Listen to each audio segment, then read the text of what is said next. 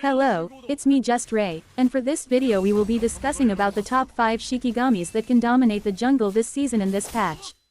Take note that this is only based on my opinion and mine alone. But rest assured, I can assure you guys that I have the skills and experience to make this source reliable and useful. I have been playing since Season 2 and had always been a one-trick jungle player. Here are my matches, and without further ado let's start off with number 5. Starting off with number 5, we have Manendaki with one of the fastest jungle clears because of his ability resets that helps him clear monsters faster than the other Shikigamis. His early game gives one of the best pressure due to his level 2 and level 3 power spike, that can easily win 1 versus 1s, which is important in early game because of the Daruma contest. Having the early game advantage, Manendaki can gank lanes with an average rating, but once he hit level 6 he can roam around the map faster than any jungler can, and take objectives easier and more secure. With the right timing and positioning, his mid-game can be quite strong. For the late game, he may fall behind, but due to his ultimate he can give pressure for the enemy team to commit in a fight. Lurking and waiting, Manendaki can not only pressure of incoming commitments, but he can also pressure the enemies from taking objectives due to his ultimate with a fast roaming capabilities. Regarding to how difficult Manendaki is to play, practice and patience is the key to playing him right, making sure to get ahead using the ability resets to clear jungle camps fast, and maximizing his ultimate to secure objectives and roam fast. Don't waste any of his potential pressure in the game. At top 4, we have the new Shikigami Yato no Kami. Surprisingly, he can compete with the meta junglers this season. His decent clear and insane early to late game scaling capabilities made him beat Manendaki in my top 5. In early game, he can farm until level 6. At level 6 he achieved his power spike by having his ultimate, and using that ultimate he can gank lanes with a high % chance of succeeding because of the insane DPS he can provide. Clearing camps in the jungle is not a problem for him. He has low cooldown and high base damage in early game that can match the decent jungler Shikigamis.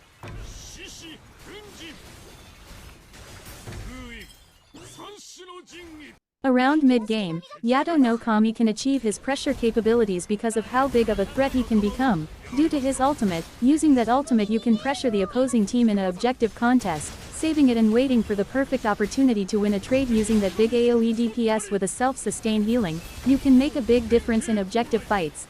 In terms of late game, Yato no Kami can still shine due to his scaling in items, with how strong his healing capabilities are, and how he can easily slip through the front line to the back using his third ability. Don't forget his ult can pass through walls that can instantly flank the opposing team.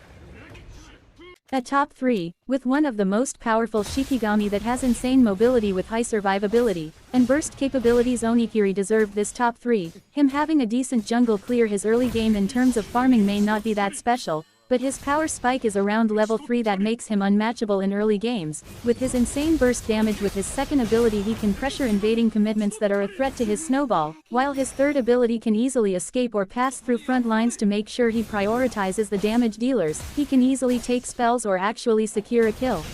Once he hit level 6 he can pretty much execute anyone as long as they are half on health. Due to his ultimate that deals true damage when the target is half health, even tanks with high armor can't sustain his damage. That being said, using that ultimate you can easily pick an opponent to burst in fights, especially in objective and team fights. You can lurk around and try to set up a flank that can instantly kills a damage dealer or just straight up burst someone with low health. You can play around mid game in a way that the opposing damage dealers can't farm a wave or even check bushes.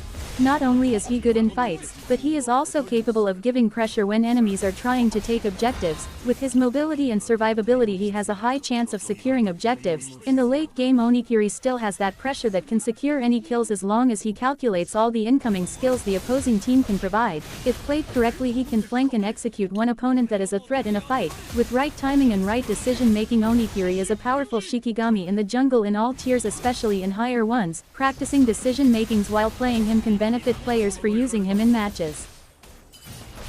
At top 2, with only a small amount of players playing her, it's none other than Koso Denote. Her high base damage at level 1 and her high mobility, she has dominated many junglers in the past seasons, including this season. She is still at my top 2 because of how complicated her kit works, yet surprisingly effective in games. Not many knows how to counter or fight against her, making her incredibly hard to oppose against, but those aren't the only reason she's strong. In early games she can clear jungle camps at a fast rate and can easily contest Darumas because of his level 3 power spike.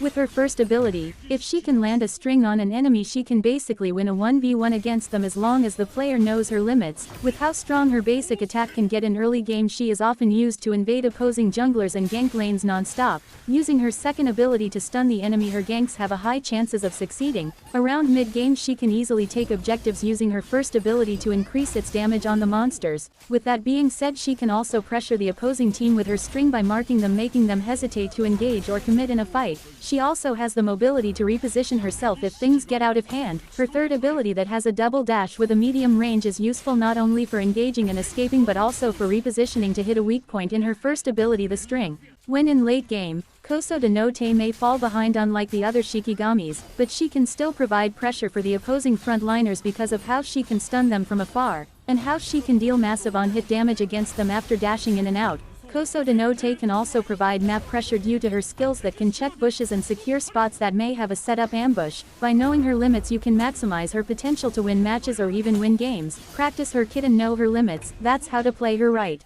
Before we go to the top 1, I would very much appreciate if you could subscribe and like this video. I will be posting more gameplays, top 5s and even tips and tricks on certain Shikigamis, and if you can, comment suggestions that you would very much like to see me do. Shikigami gameplays, other top 5 lanes, tips and tricks and many more. I'll be sure to check them out and provide the contents you would like to see. That's all, and let's continue to the top 1. Underrated yet strong Shikigami. We have Kamimai as the top 1 in our list. A very difficult Shikigami to master at first, but after playing and practicing her, Kamimai can easily dominate matches in any tier. Her jungle clear is at least decent enough to compete in early game with how her first ability works and her traits that provides more damage at the third mark. Upon leveling up to level 2, Kamimai can proc her passive more often now, and that's one of the reasons she can compete in early games. Having her dash and traits, Kamimai can now be considered as AD carry in the back line. Whenever she used an ability, her next basic attack's range increases, and by maximizing that trait she can easily kite short-range opponents. That alone makes her hard to catch, but the insane DPS and burst she provides while kiting the enemy is the main reason she's at top 1. Having the ability to deal damage at a safe distance and having high mobility to kite her opponent is her main kit. Around mid-game, Kamimai can provide pressure because of how she acts as a second AD carry, that is a threat in objective and team fights. Using that pressure, she can gain momentum and gank more lanes to ensure she's ahead. Despite having no crowd control, Kamimai's gank has high chance of succeeding because of her high burst capabilities. In the late game, Kamimai excels. Because of his scaling items, Kamimai is now a burst type that can melt down even the front line of the opposing team. Being a secondary AD carry, she is now considered as a threat and is likely to be prioritized by the opposing team. By taking advantage of that, Kamimai can easily make enemies target her and give her team an advantage to make plays. Positioning right and waiting for the perfect opportunity, she is as strong as any other jungler in the current season. That's all for this top 5. I hope you achieved a thing or two by watching this video. Thank you for watching, and see you guys on the next video.